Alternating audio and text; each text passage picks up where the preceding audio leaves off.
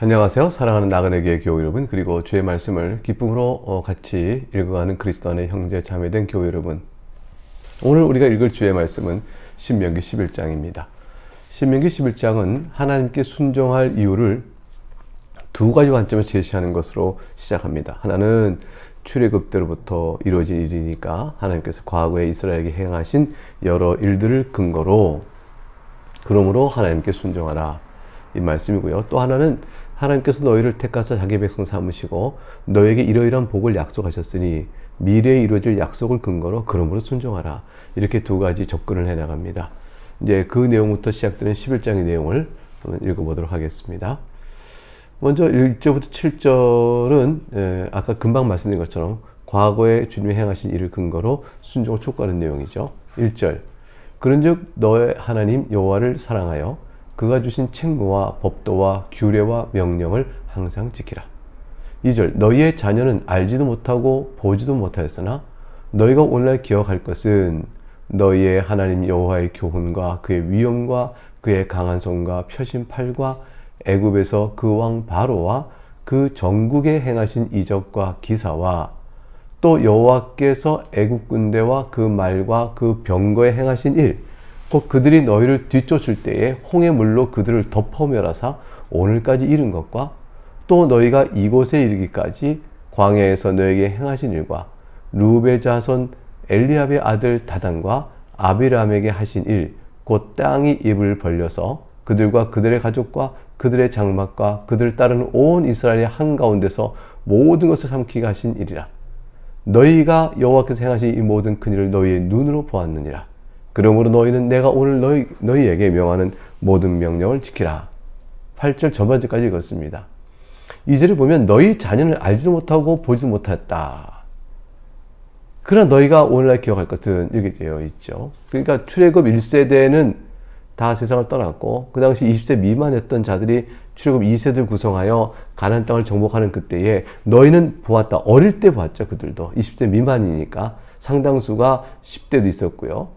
그때 보았던 너희의 기억을 잘 너희 후손에게 전하라는 것이에요. 그때에 너희 하나님 여호와께서 교훈, 계명을 베풀어 주시고 그 위엄과 강한 손과 편집팔로 애굽 왕에서 어떻게 너희를 구하여내셨는가, 홍해 물로 그를 어떻게 다 덮어서 멸하셨는가, 더군다나 그렇게 나와 광야를 지날 때에 하나님께 불순종했던 다단과 아비람이 결국은 하나님에 불순종하여 땅이 입을 벌려 그들을 삼켜버렸던 일도 너희가 보았지 않느냐.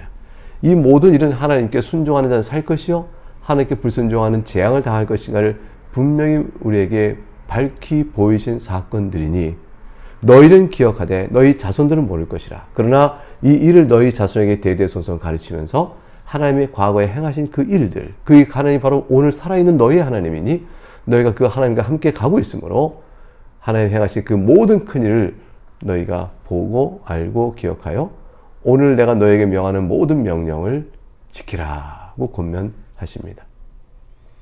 이제 8절 하반절부터 12절은 이렇게 과거를 이유로 순종할 것을 명하신 다음에 8절 하반절부터는 순종할 때 얻게 될 약속의 내용을, 그걸 근거로 다시 순종을 촉구합니다. 8절 하반절 볼까요? 그러면 너희가 강성할 것이요 너희가 건너가 차지할 땅에 들어갔을 것을 차지할 것이며 또 여호와께서 너희 조상들에게 맹세하여 그들과 그들의 후손에게 주리라고 하신 땅, 곧 젖과 꿀이 흐르는 땅에서 너희 날이 장구하리라. 요 말씀에서 그리하면 너희가 강성할 것이요 할 때 그리하면은 앞에 절 8절 A절을 받죠. 전반절을 받아요. 그러므로 너희는 내가 오늘 너에게 명하는 이 모든 명령을 지키라. 그러니까 이 8절 전반절에 내가 오늘 너에게 명하는 모든 명령을 지키라는 것은 그 앞에 하나님 과거에 행하신 일을 볼 때 그러므로 너희는 모든 명령을 지키라. 근데 8절 하반절에 또 맞물려요. 그렇게 지키면 8절 하반절에 그러면 너희가 이러이러한 복을 받을 것이라. 그러므로 너희는 또 하나님의 말씀을 잘 순종해 지키라. 이런 구도로 되어 있는 것입니다. 그래서 받을 복에 대해서 8절 하반절에 너희가 강성하다. 그래서 너희가 차지할 땅을, 내가 약속한 땅을 차지할 것이다. 그리고 그 땅은 젖과 꿀이 흐르는 땅이다. 그 땅에서 너희 날이 장구하리니 네가 들어가서 차지하는 땅은 이 땅의 성격을 말해줍니다. 젖과 꿀이 흐르는 땅이는데 어떤 의미에서 그런 것인가? 네가 들어가 차지하는 땅은 네가 나온 애굽 땅과 같지 아니하니 거기에서 너희가 파종한 후에 발로 물대기를 채소밭에 댐과 같이 하였다. 이거 얼른 읽으면 무슨 말인가 싶죠? 발로 물대기를, 이 말은 뭐냐면 애굽은 밭에 물을 대기 위하여 발을 사용하여서 수차를 돌려서 물을 댔어요. 애굽은 평원이죠. 평원으로 되어 있고 물이 나이가 있는 큰 물이 있었어요. 그러니까 물을 끌어다가 물을 댈 수 있었는데 그때는 발로 물을 댔다. 발의 노동을 통해서 물을 끌어다가 밭에 물을 대었습니다. 이것은 굉장히 복되죠. 물이 가까이 있으니까. 인간이 조금만 노력하면 물을 끌어올 수 있으니까. 그러나 한편으로는 인간의 끊임없는 수고를 통해서만 물이 공급되는 그런 제한점이 있는 거죠. 이걸 대조하고 있는 거예요. 근데 채소 밭의 댐과 같이, 이 댐은 우리가 아는 댐 이런 게 아니고 채소 밭에 물을 댐과 같이 이런 거예요. 그러니까 채소 밭에 발로 수차를 돌려서 물을 댐과 같이 너희는 밭에 물을 대기 위하여 계속 발의 노동을 통해서 물을 대었다. 그게 발로 물대기를 채소밭에 댐과 같이 했다는 말의 뜻입니다. 그러면 가나안 땅은 그것에 비해서 어떠할까요? 11절 너희가 건너가서 차지할 땅은 산과 골짜가 있어서 하늘에서 내리는 비를 흡수하는 땅이요. 이게 좋은 말 같지가 않죠? 산과 골짜기가 있으니 평원이 아니에요. 그래서 가나안 땅처럼 큰 나일강이 있거나 그래서 물을 끌어다가 산과 골짜기 있는 곳에 물을 댈 수 있는 그런 구조가 아닙니다. 다시 말하면 인간의 노력으로 물을 끌어다 줄 수 있는 공급원도 없고 끌어다 대기도 나쁜 그러한 땅입니다. 그런데 이 땅은 하늘에서 내리는 비를 흡수하는 땅이라고 되어 있죠. 하늘에서 내리는 비를 먹고 사는 땅이다. 이런 땅이에요. 그러니까 그 땅이 왜 젖과 꿀이 흐르는 땅이요 좋은 땅이 되어질까? 겉으로 보게 되면 넓은 평으로 되어 있는 애굽 땅에 비해서 산과 골짜기에 되어 있는 가나안 땅은 나쁜 땅처럼 보이지만 그러나 사람의 힘으로 발로 물을 대어야 했던 애굽과 달리 이 가나안 땅은 하늘에서 하나님의 비를 내려주심으로 촉촉히 젖어지는 땅이니 사람의 수고가 아니라 하나님의 능력과 은혜로 물이 공급되는 땅이라. 그러니 하나님 말씀에 순종하여 살면 하나님께 이 땅을 복을 주셔 물을 다 공급하실 때 이 어찌 큰 젖과 꿀이 흐르며 복된 땅이 알 수 있겠느냐 이렇게 말씀하는 것이죠. 12절에 그래서 너의 하나님 여호와께서 돌봐 주시는 땅이라 연말까지 연초부터 연말까지 내 하나님 여호와의 눈이 항상 그 위에 있느니라. 항상 그 땅을 지켜보시고 물이 필요할 때는 물을 주시고 적도 해가 필요할 때는 해를 비춰주시고 이러면서 그 땅을 돌보시니 가나안 땅에 사는 너희는 애국과는 비교도 안 되는 풍요로움과 복됨을 누릴 것이라. 이렇게 말씀하고 있는 겁니다. 사람의 수고로 물을 끌어와야 했던 애국 땅은 겉보기에는 일단 평원이요 큰 강이 있으니까 축복의 땅인데 가나안 땅은 겉보기에는 산과 골짜기가 있으니까 축복이 아니고 열악한 땅인데 도리어 사람의 수고 없이 하나님께서 내려준 물로 살아가 비로 내가 살아가니 그 비가 알맞게 때때로 오게 되어지면 인간의 수고도 없이 많은 열매를 애굽에 비해서 훨씬 적은 노력으로 많은 것을 얻게 됨으로 인해서 복된 땅이다 이렇게 말하지 않을 수가 없게 되는 것입니다. 13절부터 보게 되면 이제 순종할 때에 복이 내릴 것을 3번 걸쳐서 강조하고요. 불순종할 때 재앙이 내릴 것을 경고하는 것이 한번 나옵니다. 그래서 전체적으로 순종을 고면하는 것이죠. 첫 번째, 순종할 때 받을 복에 대해서 13절 15절에 이렇게 말씀합니다. 내가 오늘 너에게 명하는 내 명령을 너희가 만일 청종하고 너희 하나님 여호와를 사랑하여 마음을 다하고 뜻을 다하여 섬기면 여호와께서 너희 땅에 이른비 늦은비를 적당한 때에 내리시리니 너희가 곡식과 포도주와 기름을 얻을 것이요 됐습니다. 하나님께서 순종하면 이런 놀라운 복을 받아요. 그래서 15절에 또 가축을 위하여 들에 풀이 나게 하시리니 네가 먹고 배부를 것이라. 곡식과 포도와 기름을 많이 얻고요. 또 가축을 위하여 들에 풀이 나니 너희가 먹고 배부른 그런 복된 은혜를 누리게 될 것이라 되어 있습니다. 근데 늦은 비, 이른 비는 도대체 뭘까? 이른 비는 가을에 내린 비입니다. 여름 내내 그것은 건조해요. 그 땅이 바짝 마를 수 있죠. 그러니까 새로 씨앗을 뿌려서 농사를 짓고 밭갈이를 좀 하고 이렇게 하려면 좋은 땅이 필요할 때 그때 물이 필요한 것이죠. 그때 내리는 가을비, 그게 이른 비입니다.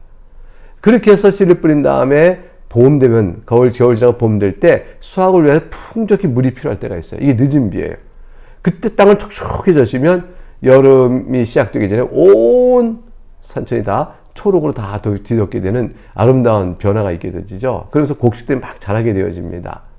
그러니까 이 늦은 비가 또 수확이 아주 중요한 것이죠. 가을에 내린 이른 비와 봄에 내린 늦은 비가 각각 적당한 때에 내리게 되어지면 곡식과 포도와 기름을 풍족히 얻게 되어집니다. 그러면 풀이 풍성하니 가축들도 복되게 되고 먹고 배부르게 되어지죠. 근데 이와 같은 순종할 때 받을 복과 달리 불순종하면 어떤 일이 벌어질까?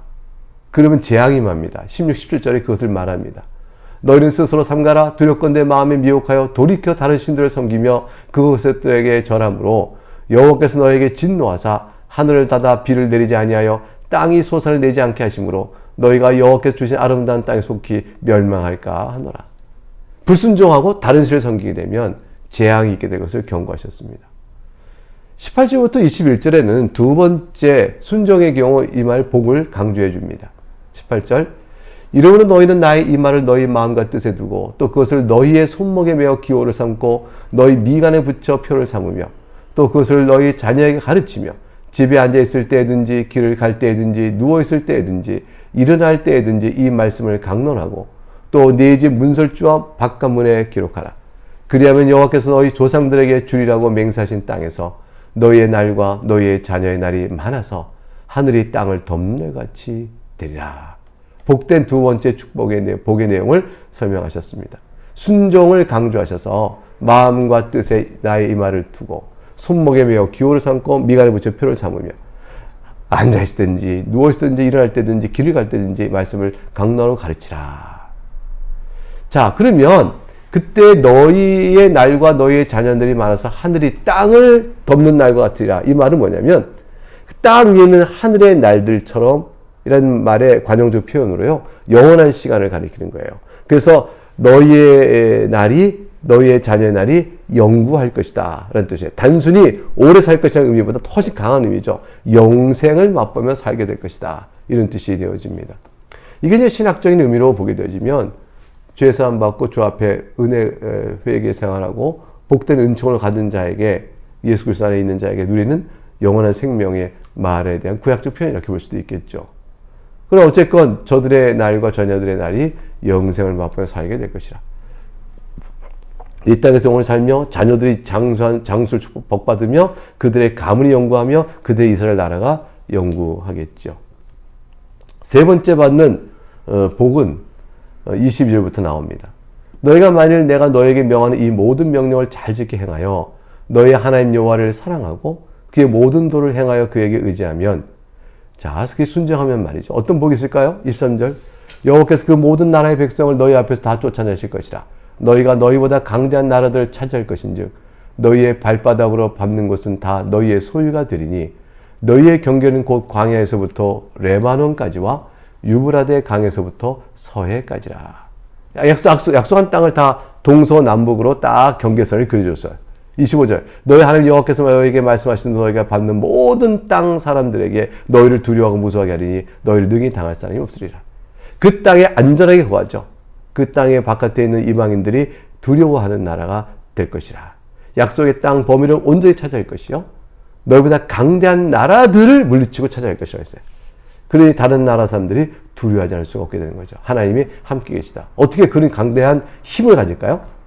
작지만 강한 나라, 강소국.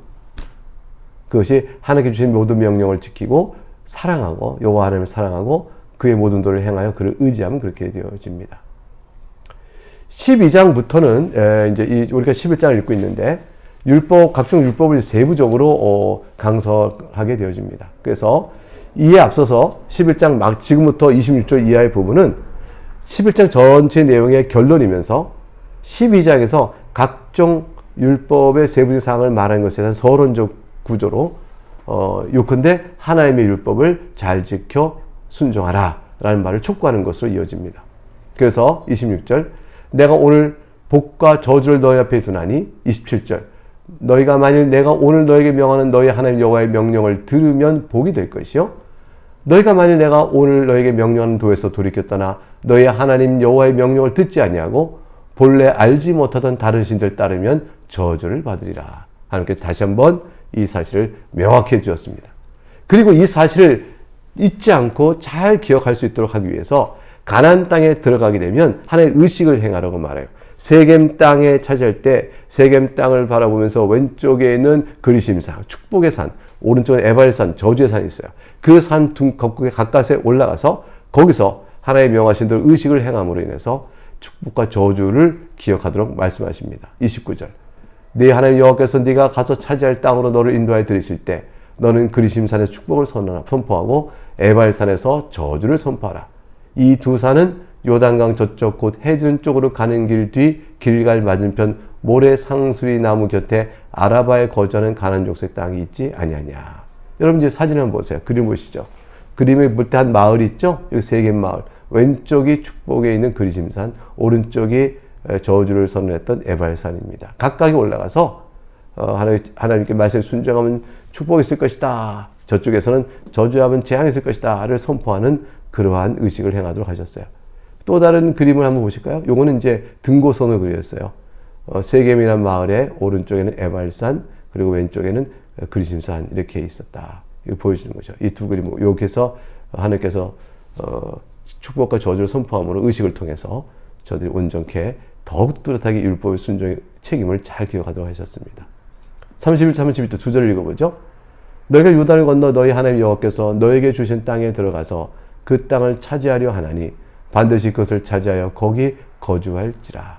내가 오늘 너희 앞에 베푸는 모든 규례와 법들을 너희는 지켜 행할지니라. 네, 이래서 하나님께서 가나안 땅에 저들을 이끄는 목적은 하나님의 말씀에 순종하여 복을 누리게 하심이라. 저들이 혹시 순종치 않을 경우 재앙을 주셔서 순종해야 될 각성을 또 세우셔서 저들을 보호하시는 하나님의 사랑을 나타내 보이시는 말씀이라 할 것입니다. 네, 귀한 말씀을 오늘 함께 읽었습니다. 감사합니다.